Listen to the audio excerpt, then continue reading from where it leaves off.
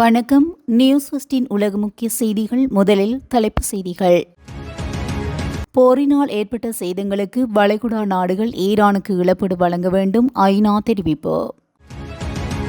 வான்வெளியை மூடிய ஈரான், வெளியான அதிரடி அறிவிப்பு, முடிவுக்கு வரும் போர் நிறுத்தமா?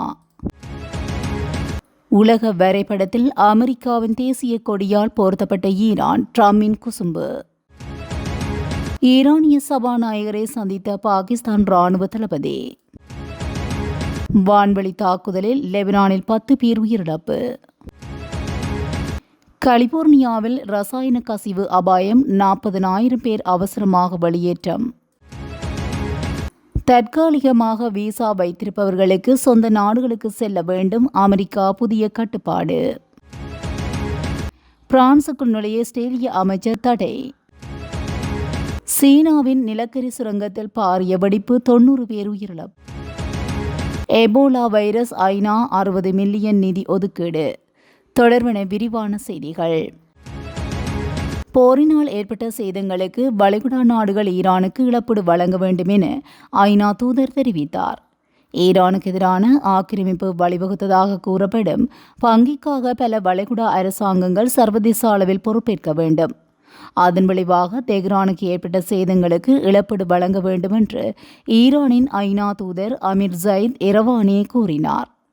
ஐநா பொதுச் செயலாளர் ஆண்டோனியா குட்ரஸ் மற்றும் பாதுகாப்பு சபைக்கு எழுதிய கடிதத்தில் பாரசீக வளைகுடாவின் தெற்கு பகுதியில் உள்ள நாடுகள் முன்வைத்த ஆதாரமற்ற குற்றச்சாட்டுகளை இரவானி நிராகரித்தார். மேலும் அமெரிக்க அதிகாரிகளின் சமீபத்திய அறிக்கைகளையும் அவர் விமர்சித்தார். அந்த கடிதத்தில் Qatar, Bahrain, Kuwait, Saudi Arabia, ஐக்கிய அரபு அமீரகம் மற்றும் ஜோர்டான் ஆகிய நாடுகள் குறிப்பிடப்பட்ட ஈரானுக்கு எதிரான நடவடிக்கைகளில் பங்கேற்றதாகவோ அல்லது அதற்கு வழிவகுத்ததாகவோ குற்றம் சாட்டப்பட்டது. இந்த நடவடிக்கைகளின் விளைவாக இஸ்லாமிய குடியரசுக்கு ஏற்பட்டதாக கூறப்படும் பொருள் மற்றும் தார்மீக சேதங்களுக்கு முழு இழப்பீடு வழங்க சர்வதேச சட்டத்தின் கீழ் அவை கடமைப்பட்டுள்ளன என்று இரவானி வாதிட்டுள்ளார். 60 நாள் தற்காலிக போர் நிறுத்தமும் விரைவில் முடிவுக்கு வரும் சூழலில் ஈரான் தனது வான்வெளியை முழுமையாக மூடுவதாக அறிவித்துள்ளது. ஈரான் மீது கடந்த பிப்ரவரி மாதம் 28 அன்று அமெரிக்கா ஈரான் கூட்டு தாக்குதல் நடத்திய நிலையில் ஈரான் இஸ்ரேல் மற்றும் மத்திய கிழக்கில் உள்ள அமெரிக்க தளங்கள் மீது தாக்குதல் நடத்தியுள்ளது. அன்று முதல் போர் நடந்து வரும் சூழலில் இடையில் தற்காலிக போர் நிறுத்தம் ஏற்பட்ட போதும் முழுமையான தீர்வை ஈட்டுவதில் இழுபறி நீடிக்கின்றது. இதனால் ஈரான் அணுவாயுத தயாரிப்புக்கான யுரேனிய செறிவூட்டலை கைவிட வேண்டும் என அமெரிக்கா வலியுறுத்தி வரும் நிலையில் அதை ஈரான் ஏற்க திட்டவட்டமாக மறுத்து வருவதனால் இந்த இழுபறி நீடிக்கின்றது. 60 நாள் தற்காலிக போர் நிறுத்தமும் விரைவில் முடிவுக்கு வரும் சூழலில் மீண்டும் முழு அளவிலான தாக்குதலுக்கு அமெரிக்கா தயாராகி வருவதாக தகவல்கள் வெளியாகியுள்ளன. அடுத்த 24 மணி நேரத்துக்குள் ஈரான் வழிக்கு வராவிட்டால் ஈரான் மிகப்பெரிய இராணுவ தாக்குதலை அமெரிக்க ஜனாதிபதி டொனால்ட் ட்ரம்ப் திட்டமிட்டு வருகிறார் என்று நியூஜியில் இருந்த ஜனாதிபதி டொனால்ட் ட்ரம்ப் தனது திட்டங்களை ரத்து செய்துவிட்டு அவசரமாக வாஷிங்டனுக்கு நேற்றைய தினம் திரும்பியுள்ளார். இந்நிலையில் அமெரிக்கா மிக முக்கிய விடுமுறை தினமான நினைவேந்தல் நாள் கொண்டாட்டங்களை அந்த நாட்டின் பல இராணுவ மற்றும் உளவுத்துறை அதிகாரிகள் ரத்து செய்துள்ளனர். இந்த சூழலில் முன்னெச்சரிக்கை நடவடிக்கையாக ஈரான் தனது வான்வெளியை முழுமையாக மூடுவதாக அறிவித்துள்ளது. ஈரான் எப்போது வேண்டுமானாலும் பதில் தாக்குதல் நடத்தலாம் என்பதனால் வெளிநாடுகளில் உள்ள அமெரிக்க இராணுவ முகாம்கள் அனைத்தும் தீவிர கண்காணிப்பில் வைக்கப்பட்டுள்ளன.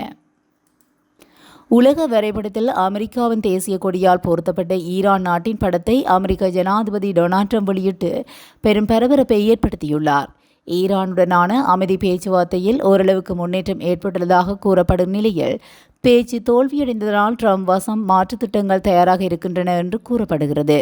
இதனிடையே ஈரானை அமெரிக்கா கைப்பற்றும் முனைப்பில் இருப்பதை தெளிவாக காட்டும் விதத்தில் ட்ரம்ப் தமது ட்ரூத் சோசியல் சமூக வலைதளத்தில் உலக வரைபடத்தில் அமெரிக்காவின் தேசிய கொடியால் போர்த்தப்பட்ட ஈரான் நாட்டின் படத்தை பதிவிட்டுள்ளதன் மூலம் ஈரானில் அடுத்த கட்டமாக தீவிர தாக்குதலை மேற்கொள்ள அமெரிக்க படைகள் ஆயத்தமாக இருப்பதை ட்ரம்ப் சூஷமாக தெரிவித்துள்ளார் என்று பார்க்கப்படுகிறது. ஈரானின் முதன்மை பேச்சுவார்த்தையாளருமான அந்நாட்டு நாடாளுமன்ற சபாநாயகருமான முகமது பாகர் ஹாலிபாப் பாகிஸ்தான் ராணுவ தளபதி ஃபீல்டு மார்ஷல் ஆசிம் முனீரை தலைநகர் தெஹ்ரானில் சந்தித்து பேசியுள்ளார். பிராந்தியத்தின் நிலை வரும் பதற்றமான சூழலை தணிப்பது மற்றும் அமைதியை நிலைநாட்டுவது தொடர்பான பல்வேறு விவகாரங்கள் குறித்து இரு தலைவர்களும் இந்த உயர்மட்ட சந்திப்பில் விரிவாக ஆலோசித்துள்ளனர். இந்த சந்திப்பின் போது பேசிய சபாநாயகர் காலிபாவ் ஈரானின் இறையாண்மை மற்றும் தேசிய நலன்கள் சார்ந்த விஷயங்களில் தங்களது நாடு எப்போதும் சமரசம் செய்து கொள்ளது என்பதை திட்டவட்டமாக வலியுறுத்தினார். ராஜேந்திர ரீதியாகவும் போர்க்களத்தில் உள்ள நாட்டின் உரிமைகளை பாதுகாக்க ஈரான் உறுதியுடன் செயல்படும் என்று அவர் குறிப்பிட்டார். அமெரிக்கா மற்றும் இஸ்ரேலுடனான மோதல் சூழலை முடிவு கொண்டு வருவதற்கான அமைதி பேச்சுவார்த்தைகளுக்கு பாகிஸ்தான் மத்தியஸ்தராக செயல்பட்டு வரும் நிலையில் பாகிஸ்தான் இராணுவ தளபதியின் இந்த ஈரான் விஜயம் சர்வதேச அளவில் பெரும் முக்கியத்துவம் வாய்ந்ததாக பார்க்கப்படுகிறது. இஸ்ரேலின் வான்வழி தாக்குதலில் லெபனானில் 10 பேர் உயிரிழந்துள்ளதாக தெரிவிக்கப்படுகிறது. இஸ்ரேல் மற்றும் ஹிஸ்புல்லா அமைப்பினரிடையே தற்காலிக போர் நிறுத்த ஒப்பந்தம் ஏற்பட்டுள்ள நிலையில் இருதரப்பு எல்லைகளில் மோதல் நீடித்து வருகிறது. இதன் தொடர்ச்சியாக தெற்கு லெபனான் பகுதியில் நேற்று இஸ்ரேல் ராணுவம் நடத்திய வான்வழி தாக்குதலில் சிறுமி உட்பட 6 மருத்துவ உதவியாளர்கள் உட்பட 10 பேர் கொடூரமாக உயிரிழந்துள்ளனர். தெற்கு லெபனானில் உள்ள ஹனுயே கிராமத்தை குறிவைத்து இஸ்ரேல் நடத்திய முதல் தாக்குதலில் ஹிஸ்புல்லா அமைப்பின் இஸ்லாமிய சுகாதார சங்கத்தை சேர்ந்த 4 மருத்துவ உதவியாளர்கள் உயிரிழந்தனர்.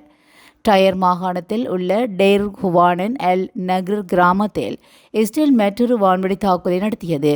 இதில் சிரியாவை சேர்ந்த ஒரு சிறுமி மற்றும் ஹிஸ்புல்லாவின் நட்பு அமைப்பான அமல் இயக்கத்தை சேர்ந்த 2 மருத்துவ உதவியாளர்கள் உட்பட 6 பேர் உயிரிழந்துள்ளதாக தெரிவிக்கப்பட்டுள்ளது. அமெரிக்காவின் தெற்கு கலிபோர்னியா பகுதியில் உள்ள விண்வெளி உதிரி பாகங்கள் தயாரிக்கும் தொழிற்சாலை ஒன்றில் ஆபத்தான ரசாயனம் கொண்ட பெரிய அளவிலான சேமிப்பு தொட்டியொன்று வெடிக்கும் அல்லது கசியும் அபாயம் ஏற்பட்டுள்ளதனால் அங்குள்ள சுமார் 40,000 பொதுமக்களை உடனடியாக வெளியேறுமாறு அவசர உத்தரவு பிறப்பிக்கப்பட்டுள்ளது. ஆரஞ்சு கவுண்டியில் உள்ள ஹார்டன் ஹுரோப் நகரில் அமைந்துள்ள ஏகேஎன் ஏரோஸ்பேஸ் என்ற நிறுவனத்தில் உள்ள சுமார் 7,000 கேலன் கொள்ளளவு கொண்ட மெத்தில் மெத்ரிக்லேட் என்ற எளிதில் தீப்பற்றக்கூடிய ரசாயன தொட்டியை இவ்வாறு பழுதடைந்துள்ளது. ஏர்பஸ் மற்றும் போயிங் போன்ற முன்னணி விமான நிறுவனங்களுக்கு பாகங்களை தயாரிக்கும் அந்த ஆலையில் வியாழக்கிழமை இரவில் இருந்து இந்த தொட்டியின் வெப்பநிலை திடீரென அதிகரிக்க தொடங்கியுள்ளது. இந்த ரசாயன தொட்டி வெடித்ததால் பெரும் பாதிப்பு ஏற்படும் என்பதனாலும் கார்டன் குரோவ் உட்பட 6 நகரங்களை சேர்ந்த மக்கள் பாதுகாப்பான இடங்களுக்கு செல்ல அறிவுறுத்தப்பட்டுள்ளனர். தீயணைப்பு படையினர் பாதுகாப்பான தூரத்திலிருந்தே தண்ணீரை பீச்சியடித்து தொட்டியின் வெப்பநிலையை குறைக்கும் தீவிர முயற்சியில் ஈடுபட்டு வருகின்றதாகவும் இதன் மூலமாக நிலைமையை ஓரளவுக்கு கட்டுக்குள் கொண்டுவர அவர்களுக்கு கூடுதல் நேரம் கிடைத்துள்ளது. இந்த அபாயகரமான சூழல் காரணமாக அப்பகுதியில் உள்ள ஏராளமான மேற்பட்ட பாடசாலைகள் தற்காலிகமாக மூடப்பட்டுள்ளன. ஹார்டன் குரோவ் காவல்துறையின் தகவல்படி சுமார் 4,000க்கும் மேற்பட்ட பொதுமக்கள் தங்கள் வீடுகள், வணிகங்கள் மற்றும் செல்ல பிராணிகளின் பாதுகாப்பு குறித்து கவலை தெரிவித்து வீடுகளை விட்டு வெளியேற மறுத்து வருகின்றனர். நிலைமையின் தீவிரத்தை கருத்தில் கொண்டு அப்பகுதி மேஜர் ஸ்டேபேனா பாணி அங்கு இன்னும் தங்கியிருக்கும் மக்களை உடனடியாக வெளியேறுமாறு வலியுறுத்தப்பட்டுள்ளது. இந்த வெளியேற்ற உத்தரவு எவ்வளவு காலம் நீடிக்கும் என்பது குறித்து அதிகாரிகள் இன்னும் அதிகாரப்பூர்வமாக அறிவிக்கவில்லை.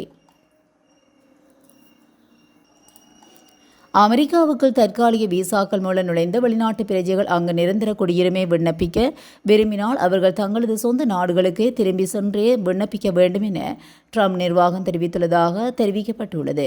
நாட்டின் தற்போதைய சட்டப்பூர்வ குடிவரவு முறைமையை மேலும் பலப்படுத்தும் நோக்கிலேயே இந்த நடவடிக்கை எடுக்கப்பட்டுள்ளதாக அமெரிக்க அரசாங்கம் தெரிவித்துள்ளது.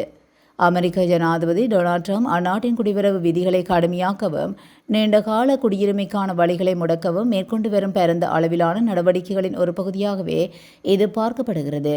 கடந்த வருடம் மாணவர்கள், கலாச்சார பரிமாற்ற வருகையாளர்கள், ஊடகவியலாளர்களின் விசா காலத்தை ட்ரம்ப் நிர்வாகம் குறைத்திருந்ததோடு ட்ரம்ப் மீண்டும் பதவியேற்றது முதல் தற்போது வரை 1,00,000க்கும் அதிகமான விசாக்களை வெளியுறவுத்துறை ரத்து செய்துள்ளமை குறிப்பிடத்தக்கது. காசா நோக்கி சென்ற உதவிப்படகுகளை பயணித்து ஆர்வலர்களை தடுத்து வைத்து அவமதித்த காணொலி வழியாகி சர்வதேச அளவில் கண்டனங்களை பெற்றதைத் தொடர்ந்து இஸ்ரேலின் தீவிர வலதுசாரி தேசிய பாதுகாப்பு அமைச்சர் இடாமர் பென் கிவீர் தமது நாட்டுக்குள் பிரவேசிப்பதற்கு பிரான்ஸ் தடை விதித்துள்ளது.